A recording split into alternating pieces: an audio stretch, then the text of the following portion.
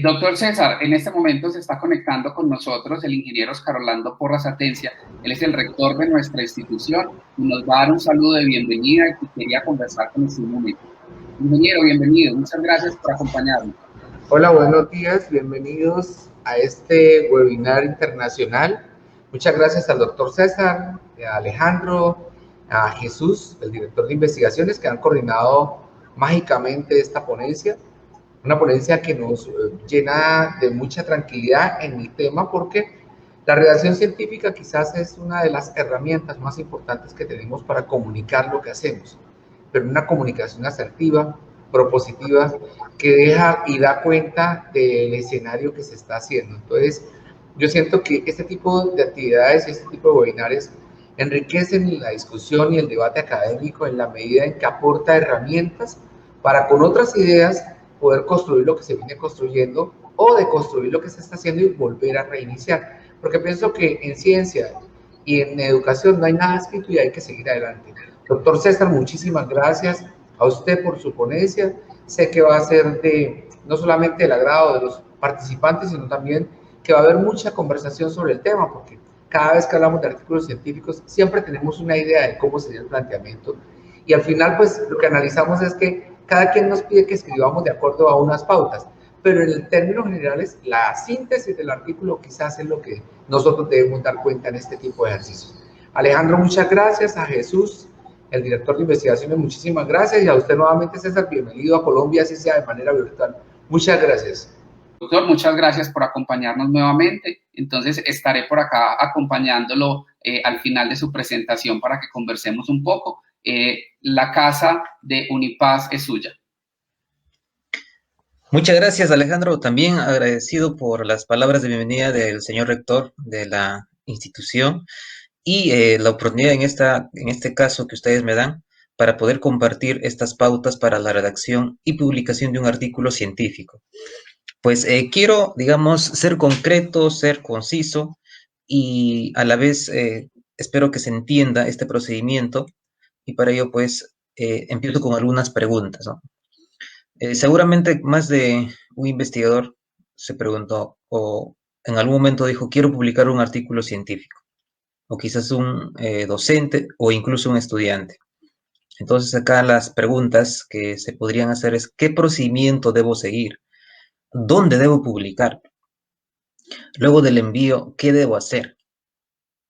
Incluso luego de la publicación, ¿qué me corresponde hacer? Entonces son preguntas que se van aprendiendo con la práctica y eso es lo que pretendo compartirles a cada uno de ustedes. Y en esta oportunidad básicamente nos vamos a centrar en las dos primeras preguntas. Es decir, cuál es el procedimiento para poder redactar, escribir y dónde debo publicar. Entonces son algunas pautas. Voy a empezar entonces y sigo con la pregunta, ¿no? ¿Qué es un artículo científico? Coloquialmente se le denomina paper, pero ¿qué viene a ser? Básicamente ese es un informe, ¿no? Que tiene un método adecuado, muchas veces se aplica el método científico, aunque también existen otras formas, ¿no? De redactar un artículo dependiendo del área de la disciplina en el cual se está trabajando. Y en cuanto a su estructura, no existe una estructura definida. Esto varía de acuerdo a la revista, de acuerdo a las políticas editoriales de algunas instituciones. Pero clásicamente, ¿ok?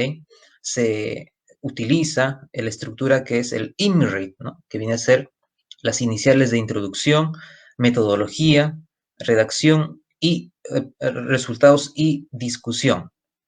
Entonces, cada una de ellas juega un papel importante para dar a conocer el aporte que uno quiere para la comunidad.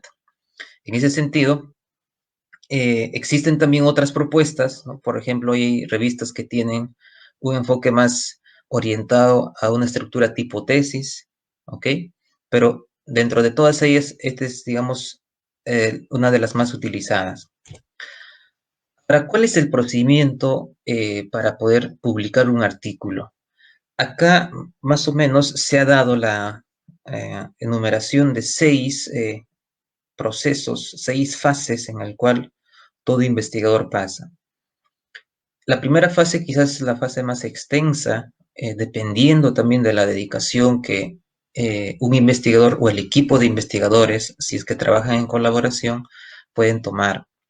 A veces ocurre 3 meses o medio año o incluso un año, ¿no? En la redacción del artículo.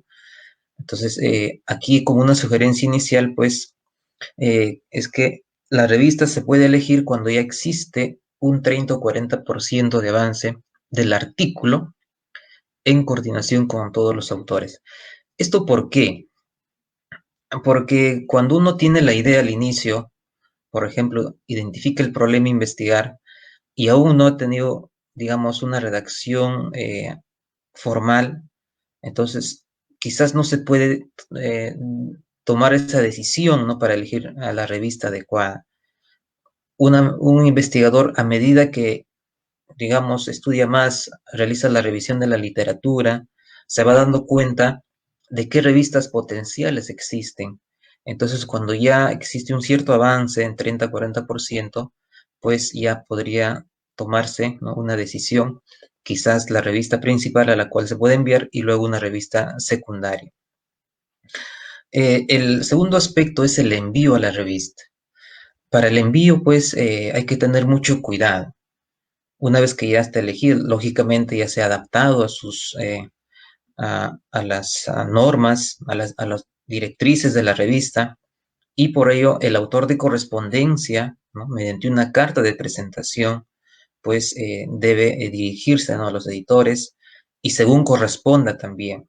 Hay revistas que solamente piden el envío por correo electrónico, pero también hay revistas, en la mayoría, que piden el envío por OJS, ¿no? El Open Journal System, que viene a ser un sistema en el cual se permite gestionar todo el proceso de envío, eh, respuestas, ¿no? De los árbitros y su posterior publicación. Entonces, el autor cuando envía el manuscrito, supuestamente debe esperar una respuesta automática, ¿ok? Pero ¿qué pasa si a veces no se espera una respuesta automática? Entonces genera quizás cierta duda en el investigador. Dice, ¿habrá llegado o no habrá llegado? Entonces, si es que no se tiene esa respuesta automática o quizás una respuesta por correo, es bueno siempre, digamos, escribir, ¿no? De manera muy cordial a los editores, preguntando si realmente se ha enviado el artículo. Quizás no al instante, quizás podría ser un día después o 2 días después, ¿ok? A veces también hay autores que se desesperan y si es que no llega una respuesta, preguntan a la hora y si es que no hay respuesta, siguen preguntando al día siguiente. Entonces, como que eso causa también cierto síntoma, ¿no? De impaciencia, y por ello que mi sugerencia es que todos los investigadores, ¿no? De cierta manera, hay que tener una paciencia para esperar a lo que también los editores puedan dar esa respuesta. Ahora, los 4 siguientes pasos que están allí, si ustedes se habrán dado cuenta, está con otro colorcito, pero como les manifesté, eso quizás ya más adelante con más detalles se les puede mencionar, pero quiero concentrarme en estas 2 primeras para esta presentación. Vamos por la primera entonces, pautas para el procedimiento, ¿no? de la redacción y elaboración de un artículo. En primer lugar, es interesante que cualquier persona, investigador o quizás docente o estudiante, pueda elaborar un artículo, un manuscrito, quizás no con la intención de querer acumular para su currículum vitae, para su hoja de vida, sino más que querer solucionar problemas de la sociedad, porque ahí está la trascendencia de una investigación, es decir, el aporte, ¿no? De un conocimiento, el aporte de una propuesta, de un modelo, en función a lo que se requiere para la sociedad. Entonces, hoy en día la ciencia, pues, se ha desarrollado producto de ello, ¿no? De generar aportes, de generar nuevos descubrimientos, algunas ideas.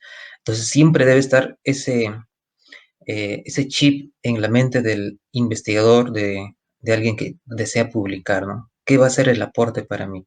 Entonces, ese es un procedimiento también que quizás no es la intención acá de la presentación, es un poco de la metodología, hablar de, como les mencioné, el método científico y todo ello. Pero acá la sugerencia es tener en cuenta, ¿no?, el tema y el área temática que cubrirá el artículo, porque a veces tenemos muchas ideas, pero es bueno ya centrarse cuál es el enfoque disciplinar, cuál es el objeto de estudio y según ello también para enfocarnos con la profundización, ¿no?, del estudio que se va a hacer. Asimismo, se sugiere verificar a los autores más representativos de la temática. Ya publicaron autores locales o ya publicaron autores nacionales o internacionales. ¿Qué han aportado esos autores? Incluso hoy en día que tanto nos movemos de manera digital, no virtual, fácilmente se puede ubicar a cualquier autor de cualquier país y mediante un correo electrónico incluso se le puede solicitar un trabajo en colaboración o quizás un apoyo en la revisión del instrumento de evaluación o de la metodología, etcétera. Y bueno, como les mencioné sobre la revista también, que vamos a hablar un poquito más adelante, con más detalle, y sobre la estructura, como mencioné, pues ahí está el IMRIT. Y acá, producto también de la experiencia, me animo a comentar, ¿no? Se debe tener un manejo de la cohesión y la coherencia textual del artículo. A veces cuando recién se empieza a elaborar el manuscrito, pues lo común son los errores de redacción. Y muchas veces, si es que uno no toma en serio la correcta escritura, pues eso ya es un motivo de rechazo por parte de una revista. Entonces hay que tener mucho cuidado la coherencia, el uso de los puntos, el uso de, de todo lo que es la ortografía, ¿no?, la ortotipografía y todo ello. A veces se empieza, por ejemplo, leyendo una oración y no veo dónde acaba esa oración. No hay un punto, no hay un punto y coma en todo caso. Entonces hay que tener mucho cuidado en ello. En la redacción, pues, se prefiere parafraseos cuando a veces existen, por ejemplo, citas textuales, como que se copia y pega, ¿no?, las ideas de otros autores, pero en el caso de los artículos científicos, ¿no?, se sugiere el uso de parafraseo, es decir, mencionar las ideas de uno o varios autores con tus palabras. Asimismo, ya pues en el procedimiento también se sugiere al menos leer 3 veces, ¿no?, el artículo y las directrices de la revista. ¿Por qué digo 3 veces? Porque muchas veces en una primera impresión nosotros como autores pensamos que ya está ok, cuando ya está en la versión final, pero hay que dejarlo pasar de repente un día o 2 días y nuevamente debemos leer. Eso también sirve porque te permite, digamos, leer una vez más, pero con otra mirada, y posiblemente se puede detectar algunos errores, algunas fallas que existen, ¿no?, ajenas a los autores. Y luego, como siempre, puedes tener sumo cuidado, ¿no?, con las citas, con las referencias, de acuerdo a la publicación. APA séptima edición, Vancouver, Chicago, IEEE, todos los estilos que existen, y según lo que requiere también la revista.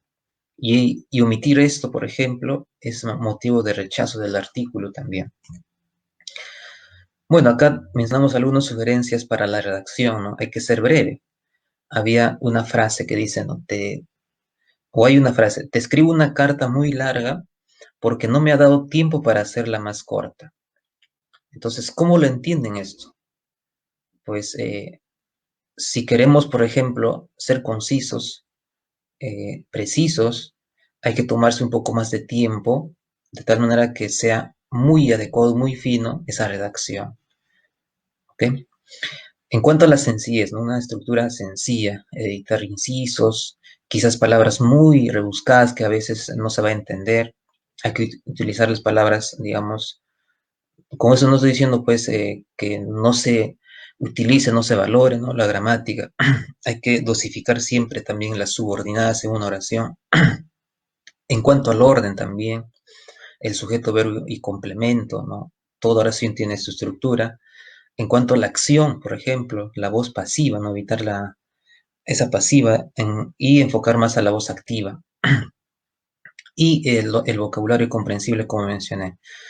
Y acá también les sugiero ingresar, ¿no?, a un blog que existe en YouTube. Gracias a ello también cada uno de ustedes puede mejorar en todo eso, en el manejo de los párrafos y todo ello. Acá hay un ejemplo bien sencillo de la manera de cómo se puede mejorar, por ejemplo, una idea que se quiere dar. Acá en el ejemplo, los accidentes en los que no se producen víctimas con heridas de gravedad han de ser considerados como leves, por lo que no representan una prioridad por más que deseemos también que se logre una reducción de esto. Entonces, no hay una idea concreta o en todo caso elaborada. Es más, uno puede quedarse sin respiración porque no encuentra un punto. Entonces, aquí como dicen, ¿no?, sacar la hacha y mejorar esa estructura. Entonces, se podría decir de esa manera, en algunos accidentes no se producen víctimas con heridas de gravedad. Punto. Estos han de considerarse leves. Y luego, un conector lógico. Por tanto, no representan una prioridad, aunque deseamos que se reduzca. Entonces, ahí le das oxígeno a la lectura y seguramente, pues, es de agrado para todos los lectores. Ahora, vamos a la parte siguiente, ¿no?, que vienen a ser las pautas para la selección de una revista. Acá no existe una ley, una ecuación, una norma que te diga este es el procedimiento que uno debe seguir. Entonces acá lo que les presento es más o menos algunas ideas de cómo se debe elegir la revista adecuada. A veces cuando el investigador recién empieza, o el estudiante o docente, ¿no?, que desea publicar, muchas veces puedes estar de repente viendo un ámbito local y eso es normal, eso es natural. Pero en términos generales, lo que yo sugiero es, ¿no?, ver distintas bases de datos en el cual indexan revistas científicas. Entre ellos, por ejemplo, tenemos a Latindex, ¿no?, Redalic, Cielo, Simago, que es un portal, ¿no?, que es de acceso libre, que tiene la base de Scopus, y luego también observar, por ejemplo, el Master Journalism. Este es un portal en el cual te da la información en acceso libre de las revistas indexadas en Web of Science. Y lo otro es el Journal Citation Report, ¿no?, que es una plataforma especializada, ¿no?, de Web of Science Clarivate Analytics, en el cual en todo caso, se presenta lo que es la información de las revistas del mainstream, en este caso de los índices, que voy a comentar ya más adelante. Bien, aquí, la elección definitiva de la revista por parte de los autores debe ser antes de culminar el artículo.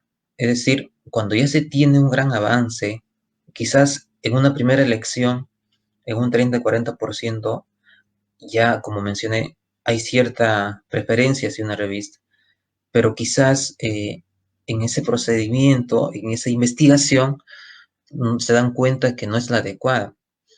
Incluso aquí lo que yo comento, aquí en la siguiente diapositiva, un poco para también tener esa misma idea, es que se debe enviar un correo electrónico al equipo editorial de la revista indicando el título y el resumen cuando ya se tiene un 90-95% de avance. ¿Esto para qué? Para preguntar la pertinencia de la temática del artículo, porque a veces suele que los autores se emocionan con una revista, pero resulta que esta revista no acepta este tipo de temática que han trabajado. Entonces hacen el envío e incluso esperan de repente un mes, 2 meses para decir que esta revista no acepta esta temática. Por ello, cuando ya se tiene un gran avance, casi la versión final, el autor de correspondencia podría enviar un correo preguntando sobre esa pertinencia. Ahora, otra cosa que es muy importante es identificar la periodicidad de la revista. Hay revistas que son trimestrales, cuatrimestrales, semestrales o incluso anuales. Entonces hay que fijarnos en esa parte. Pero ¿cuál es, digamos, cuál es el factor más importante en el cual es de, digamos, para tomar como una decisión, ¿no?, a dónde quiero publicar? Es verificar el tiempo a partir del envío del documento hasta su publicación. ¿Esto por qué les digo? Porque a veces hay revistas que en su página web dicen que el procedimiento demora aproximadamente 4 meses o 5 meses, pero sin embargo en la práctica no es así. Es decir, demoran a veces un año, año y medio. Entonces, eso como que causa cierta incomodidad también por parte de los autores. Por ello es importante, mejor como dice, la evidencia. Entonces, es descargar los artículos de las revistas propuestas y verificar cuándo ha sido su fecha de envío, cuándo ha sido su fecha de aceptado y de publicación. Son 3 tiempos diferentes: la fecha de envío, la fecha de aceptado y la fecha de publicación. Y acá les muestro 2 ejemplos prácticos. El primero es de una revista, ¿no? De revista que ahí ustedes lo pueden observar. Y observen, por favor, la diferencia. Fue recibido el artículo el 26 de mayo del 2014. Y observen cuándo fue aceptado el artículo. 25 de febrero del año 2016. Casi 2 años ha tomado esa revisión. Y además, observen cuándo se ha publicado. Se publica recién el 2019, el volumen 28. Entonces, prácticamente ha tomado 5 años en que se publique este artículo, esa revista.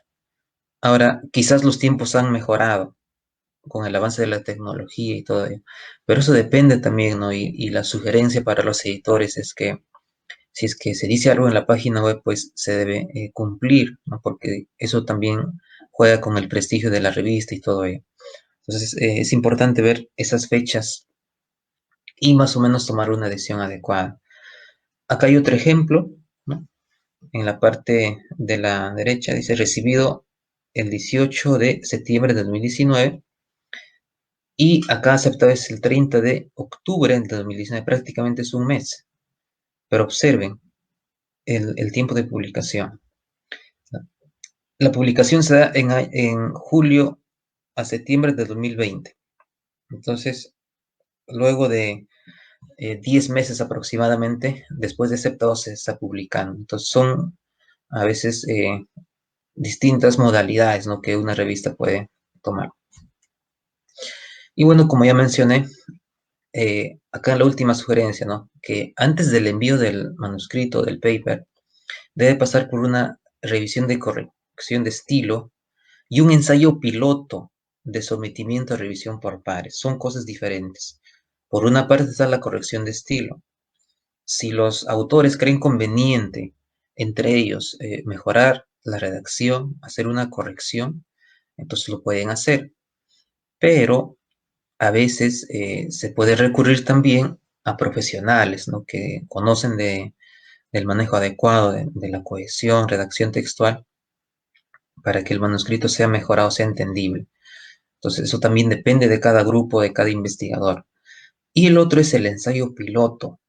Es decir, un docente, alguien que desee publicar, puede tener conocidos o incluso puede tener sus asesores que fueron u otros investigadores, ya sea a nivel nacional e internacional, y puede, digamos, solicitar de manera muy cordial, muy amable, que revise el manuscrito antes de enviar a la revista.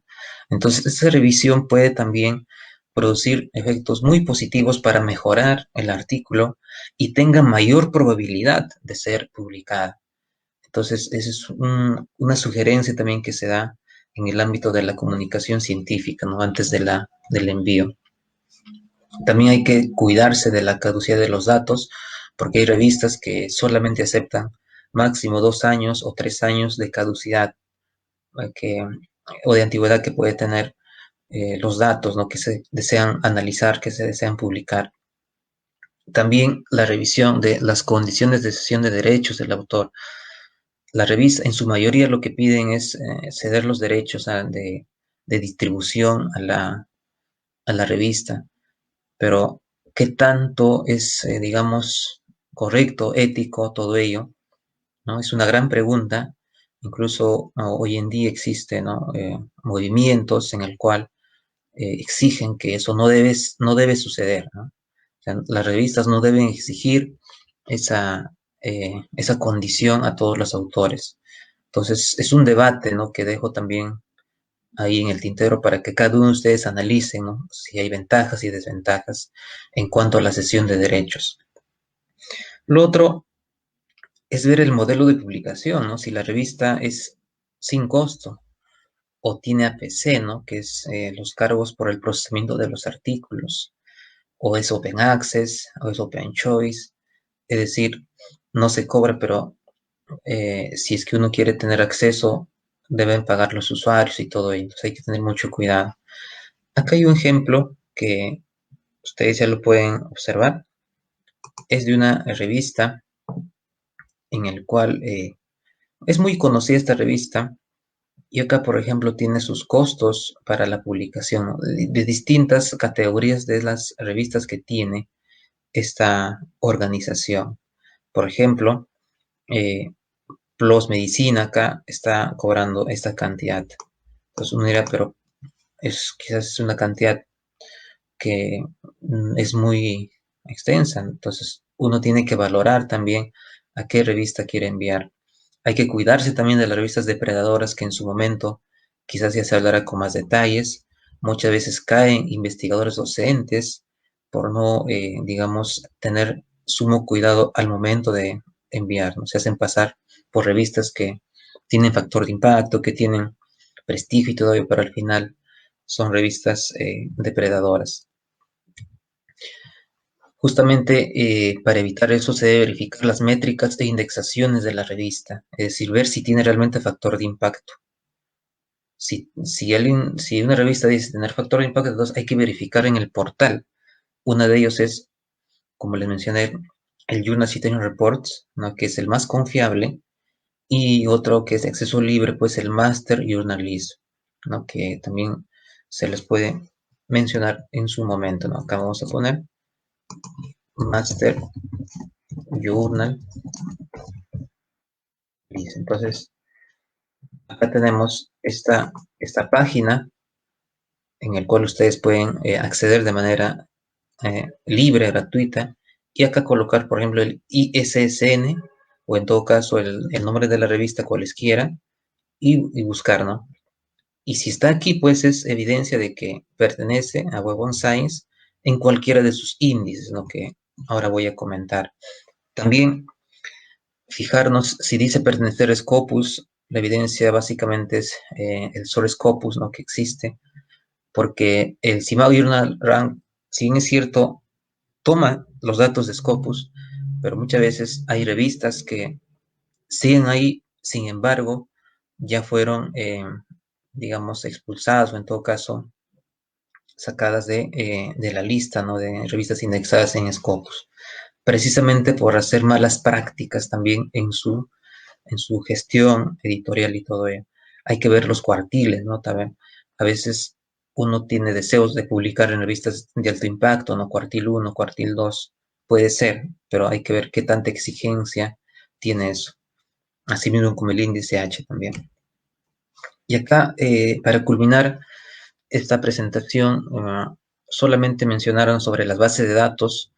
Pues una de las más conocidas, como mencioné, es Web of Science, y en general existen otros índices, ¿no? Scopus, Cielo, como les mencioné. Y la gran pregunta es, ¿cómo en todo caso tomo la decisión? ¿Ok? Entonces, en la mayoría de los países, digamos, los más conocidos son los tres que está ahí resaltado de amarillo. Pero, como les mencioné, eso no quita, digamos, de que también existen otras bases de datos que de alguna manera tienen la exigencia para hacer una publicación de la revista, ¿no? Para que una revista esté, por ejemplo, en Latindex, debe cumplir criterios editoriales de calidad y todo. Entonces, es importante valorar eso. Y bueno, las revistas, pues, son las publicaciones periódicas, ¿no?, que comunican a la comunidad sobre resultados de una investigación. Entonces, acá tenemos, por ejemplo, de Scopus, ¿no?, que es una base de datos bibliográfica y bibliométrica que indexa revistas con criterios rigurosos. Y CIMAGO, pues, es el grupo de investigación, ¿no?, de la Universidad de Granada, que trabaja precisamente en métricas de revistas, también trabaja para instituciones, en el cual ofrece estadísticas muy interesantes sobre el comportamiento, ¿no?, de las revistas, de las instituciones de cada país. Es de acceso libre también Simago, para que ustedes puedan observar, por ejemplo, así un ejemplo bien sencillito. Acá vamos a colocar Simago Journal y ustedes tranquilamente pueden acceder a la página y acá en Journal Ranking, pues verificar, ¿no?, las revistas según los criterios que uno desea considerar. Acá, por ejemplo, elegir si uno quiere o está enfocado en el área de agricultura and biological sciences, puede hacer clic aquí y acá va a aparecer otros criterios o en todo caso otras categorías temáticas, ¿no?, de esa categoría mayor.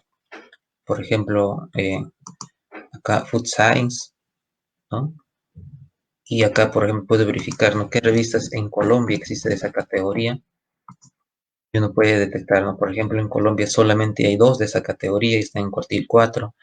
O si quiero, por ejemplo, a nivel de Iberoamérica, en su mayoría de los países de habla español o en todo caso portugués, y ahí se observa, ¿no? Si solamente quiero acá revistas, acá está solamente journals, porque acá se encuentra información también de book series, ¿no?, de conference and proceedings, de trade journals y todo ello. O sea que existe, por ejemplo, el journal, y acá está, hay 18 revistas, por ejemplo, dentro de esa categoría, ¿no? Y uno puede verificar.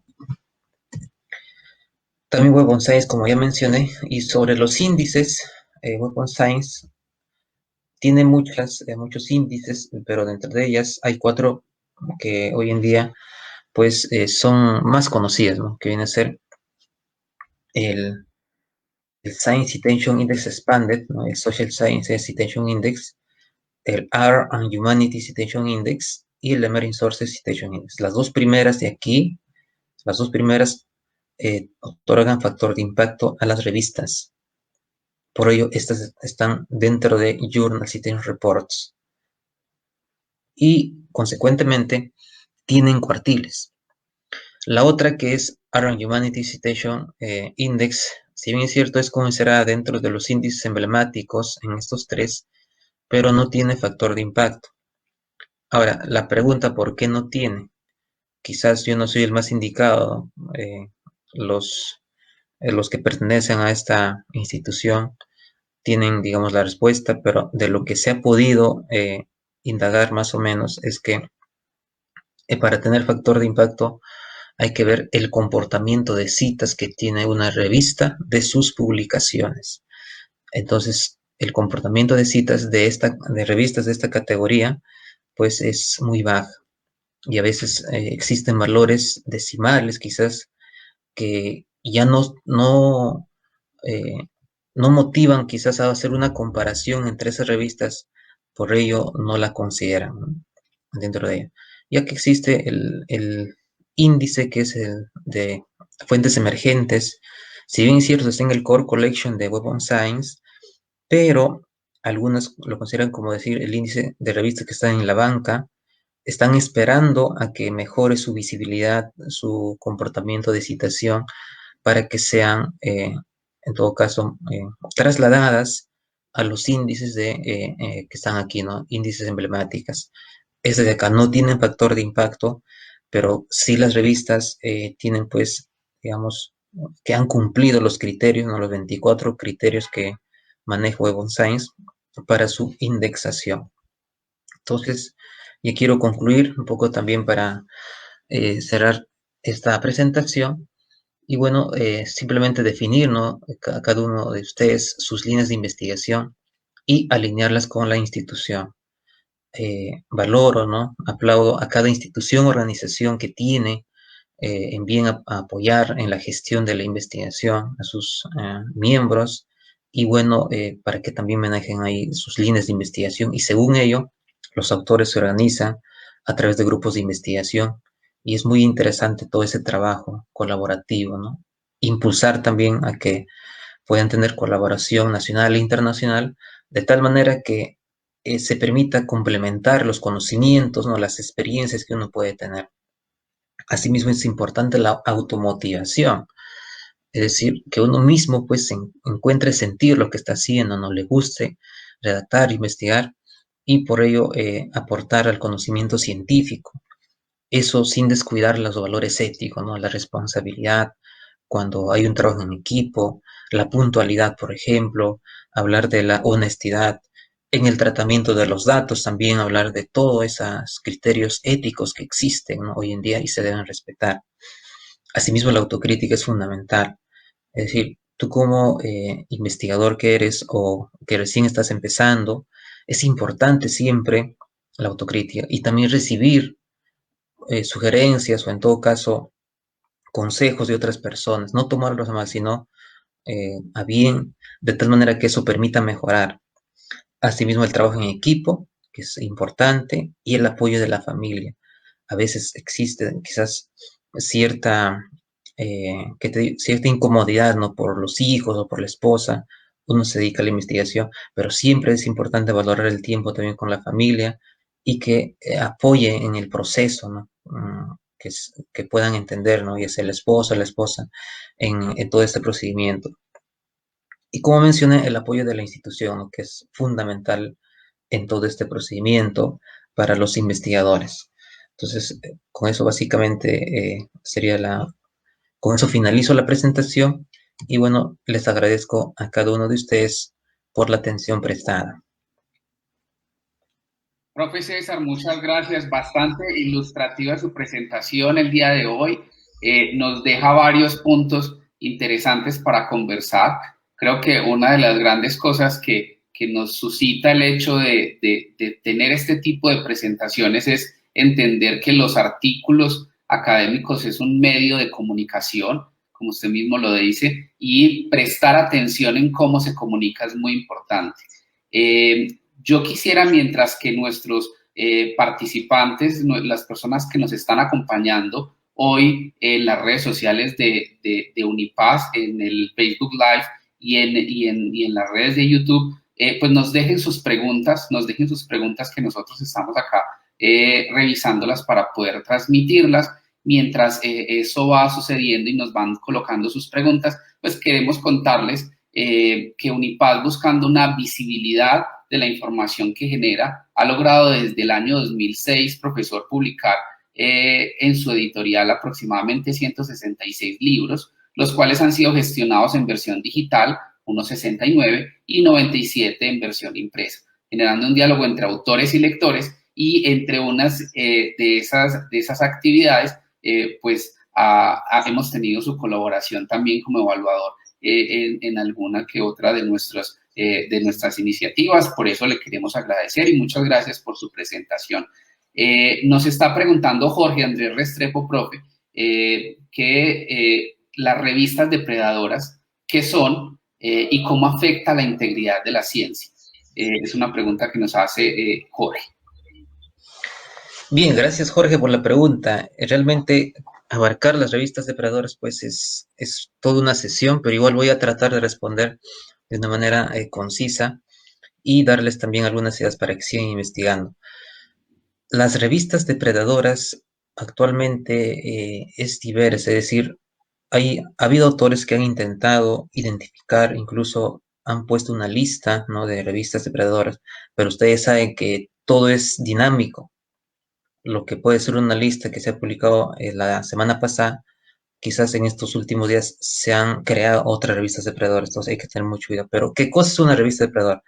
Aquella que hace prácticas fraudulentas, se orientan más quizás a cobrar por publicar, pero más que eso, considero que el daño que hacen es que cuando se envía el manuscrito a la revista, realmente no pasa por un filtro adecuado, es decir, por la revisión por pares.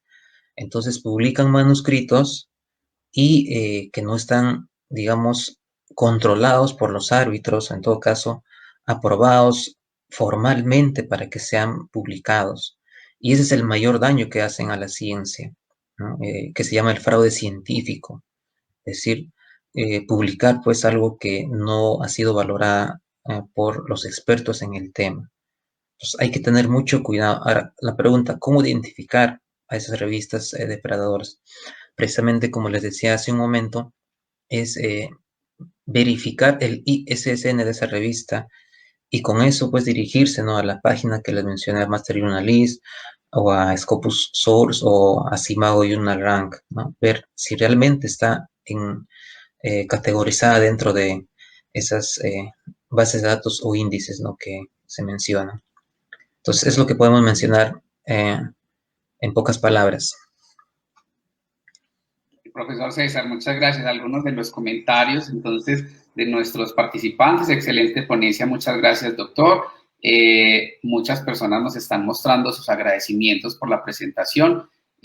Profesor, hay generalmente, pues uno siempre en este tipo de procesos de publicación, siempre pues lucha o entiende que pasar por un proceso de controversia es importante.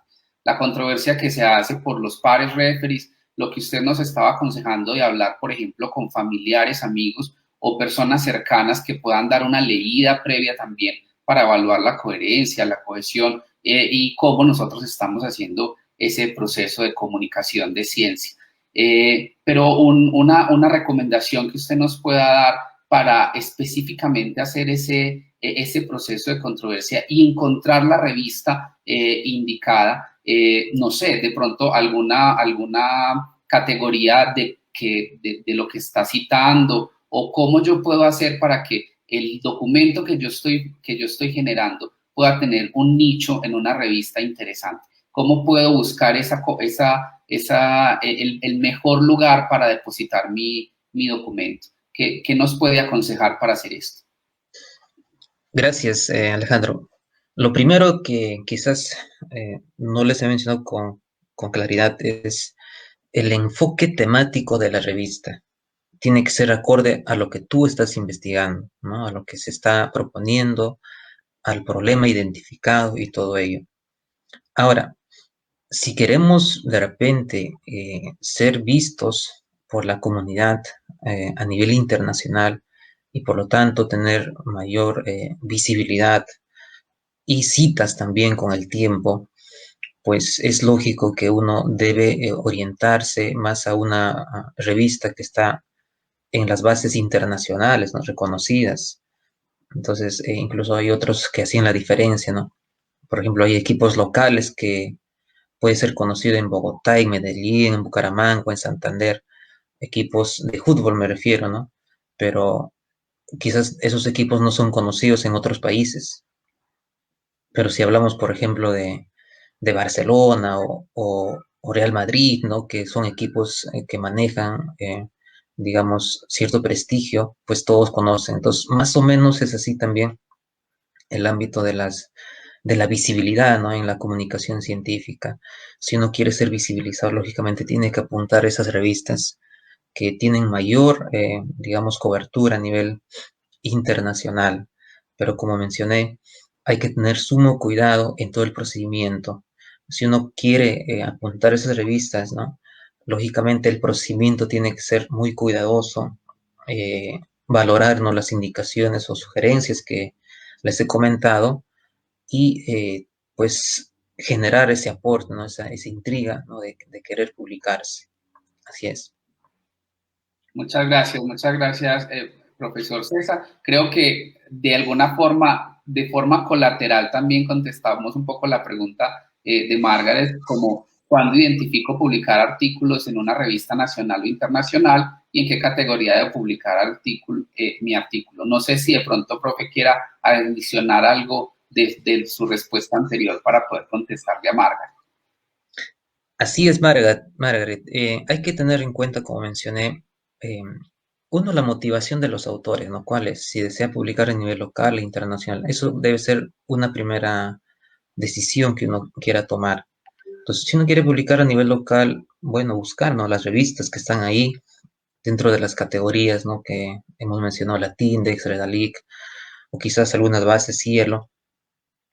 O si desea ya publicar a nivel internacional, ¿no? Hay que ver y tener mucho cuidado en el momento de la elección, justamente les decía, ¿no?, para poder corroborar si realmente esa revista va a publicar el artículo que estoy elaborando. Entonces hay que consultar previamente y siempre manteniendo un lenguaje, una cordura, ¿no?, una cordialidad, dirigido a los editores, ¿no? Preguntando. Y acá juega un papel importante también, ¿no? La paciencia que uno puede tener. Y me permite también decir, por ejemplo, cuando ya se reciben la respuesta de los árbitros, hay que tener cuidado. Y como todo ser humano quizás puede decir, no, pero ¿por qué me están haciendo esta corrección y todo esto? Entonces uno puede generar cierta reacción cuando recibe la respuesta, ya sea de rechazado o ya sea de una aceptación condicional.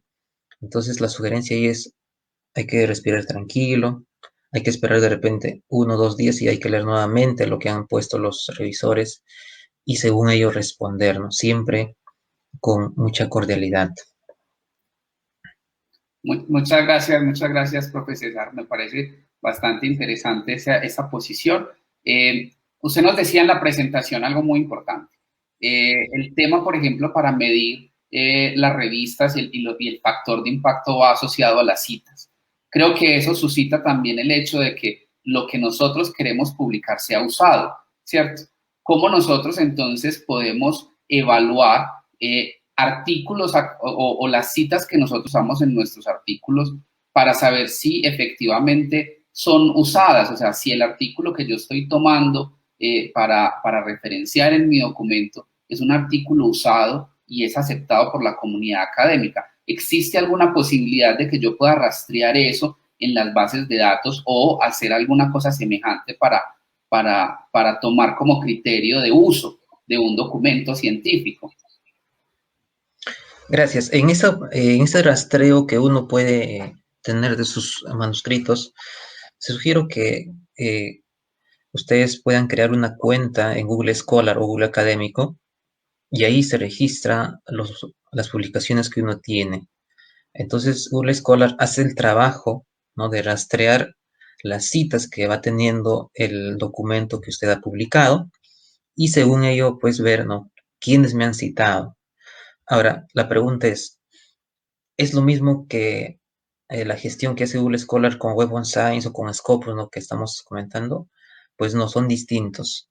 Google Scholar te ofrece métricas, digamos, y recoge información, pues, de citas que han venido de quizás de un libro o de una tesis o de una ponencia incluso. O sea, hay muchos tipos de documentos que considera Google Scholar.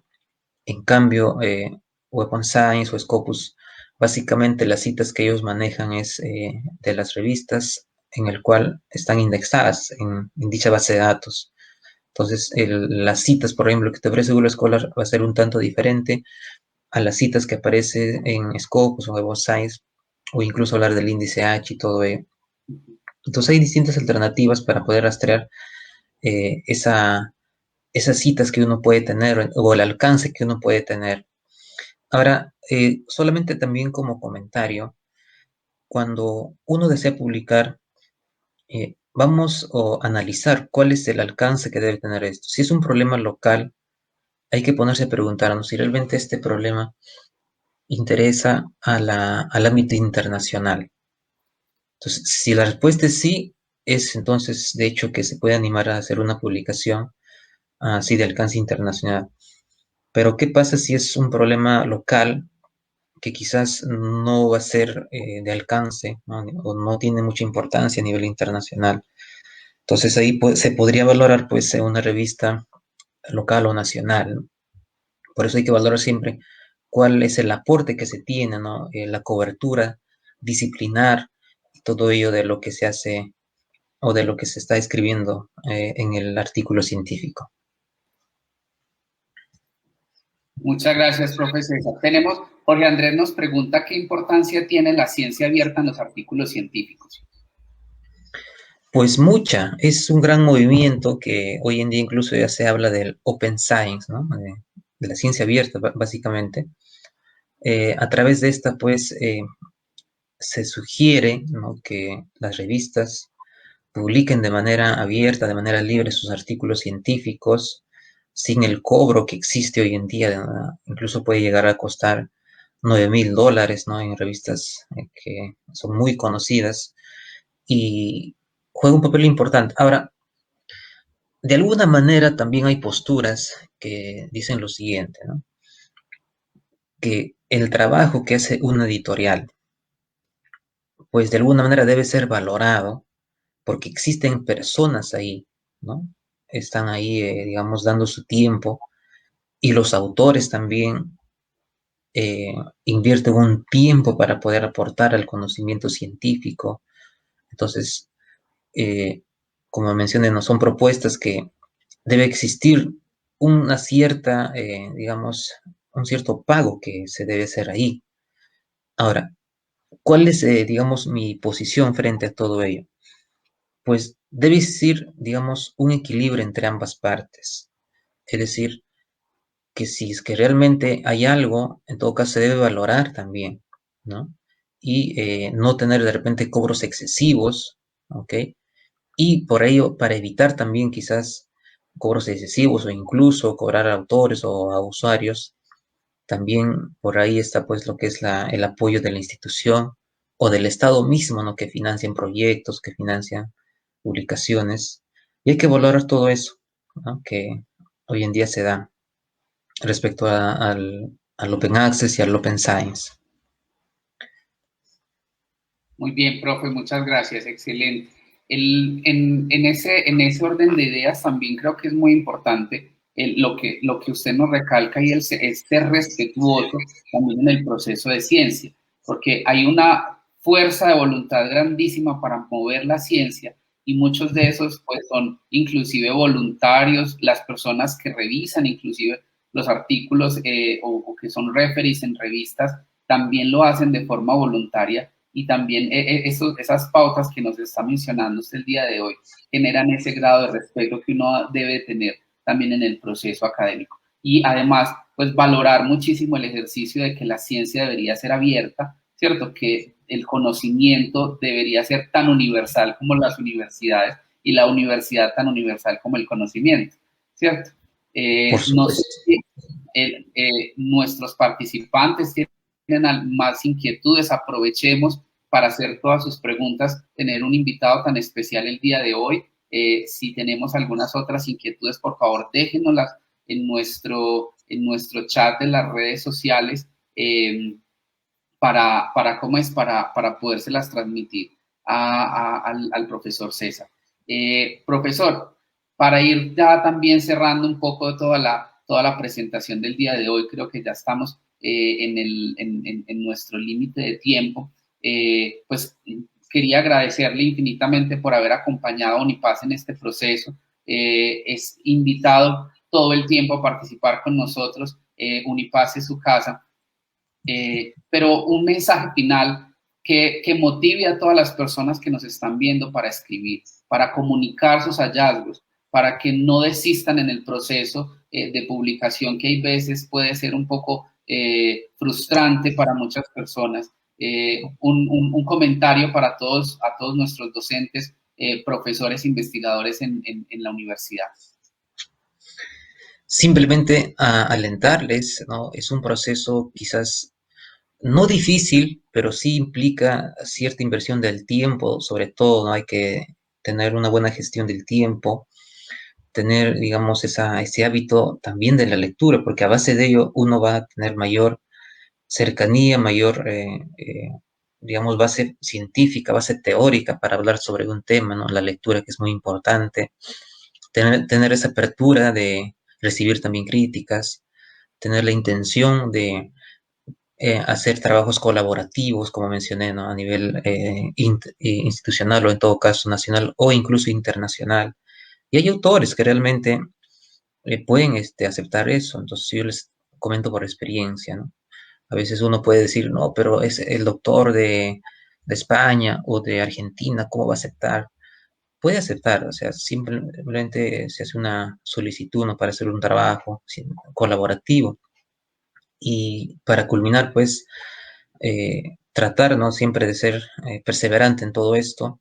Como les dije, ¿no? Recalquen o se remarca esta palabra, lo que es la paciencia, ¿no? Hay que cuidarse de eso. Hemos aprendido bastante, porque hay revistas que demoran, por ejemplo, 3, 4 o 5 meses en responder, y no es que de repente, bueno, habrá cierto manejo también, ¿no? Pero también ahí va mi sugerencia para las revistas.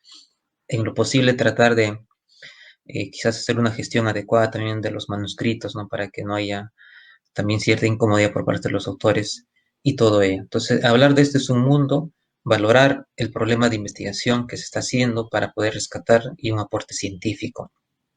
Y agradeciendo a cada uno de ustedes por esta invitación nuevamente a la institución y a todos los participantes por haber estado atentos, y esperemos pues que haya sido de alguna manera útil para seguir adelante en este proceso de la comunicación científica.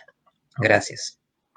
Profe César, muchas gracias. Pues ya para finalizar, extenderle los más sinceros agradecimientos por su participación en este webinar, puesto que el propósito de estos espacios académicos nos une cada día más, nos une para que podamos vivir nuestra vida como misión, la misión de enseñar, de comunicar, de aportarle cada día más al desarrollo social de nuestros territorios a partir de nuestros propios conocimientos, el conocimiento que generamos